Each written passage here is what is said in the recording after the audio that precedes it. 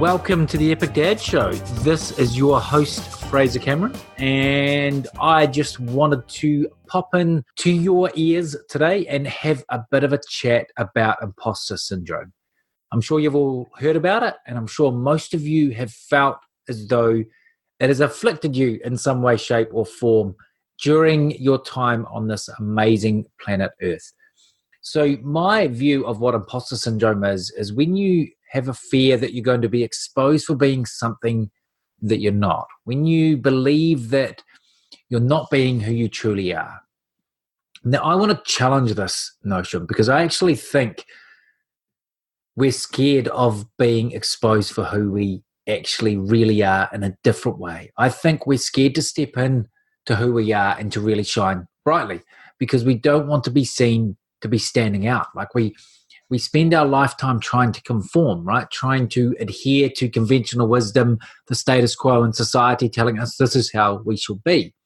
So it's not really imposter syndrome, it's real syndrome, right? We're scared of showing the world who we really are. And it's not because we're worried that person is a bad person or doesn't have good things or isn't capable. It's quite the opposite.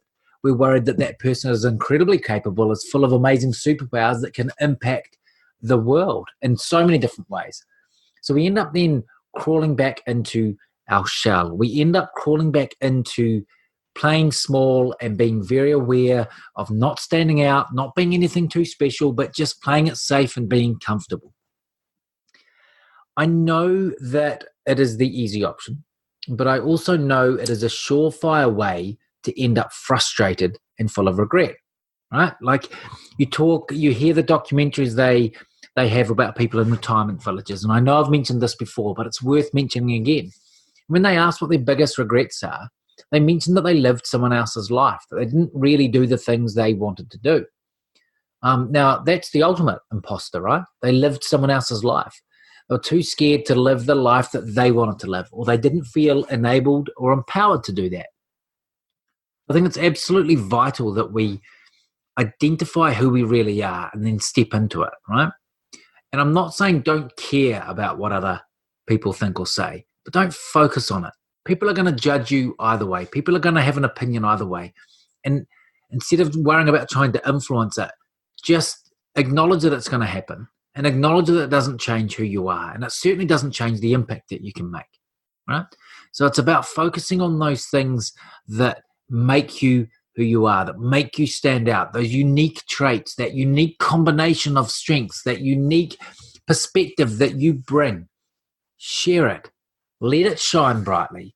Crank that light up as high as it will go. Make it shine brighter than a star.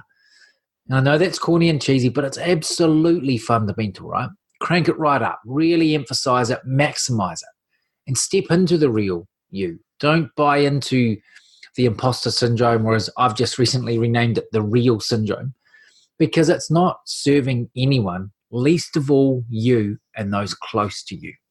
I think when we focus on what everyone else is saying, judging, perceiving, we then try so hard to not make an impact. We try so hard to not stand out because we don't want people to notice us. We just want to go through on an everyday basis and live without being noticed.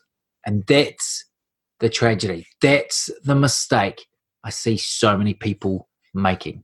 I certainly don't want my kids to do that.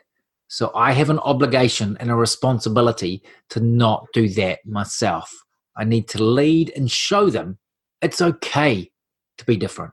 And I now have a 9-year-old son who wants to be an NBA basketballer, and he's not afraid to tell everyone that that's what he wants. And he even has convinced himself he's going to be 6'6" and black, just like Michael Jordan. And there's very little chance of either happening, but it's not the point, right? He's stepping up and he's shining for who he is. He wants to be a basketball superstar. He wants to be different. He wants to be he said he wants to be the new Michael Jordan. He wants to change the way that the greatest of all time is seen. He wants to bring his own unique blend of defense and shooting and everything else, right? And that is special. That makes me incredibly proud and incredibly excited that the next generation are coming through willing to shine. So we, as that older generation, need to take guidance from that. We need to step up and shine for who we are and stop worrying about everyone else judging us, because they're going to judge us regardless. And instead of being someone that we're not, just to please the masses, stand out from the crowd and shine for the epic person and the epic dad that you are.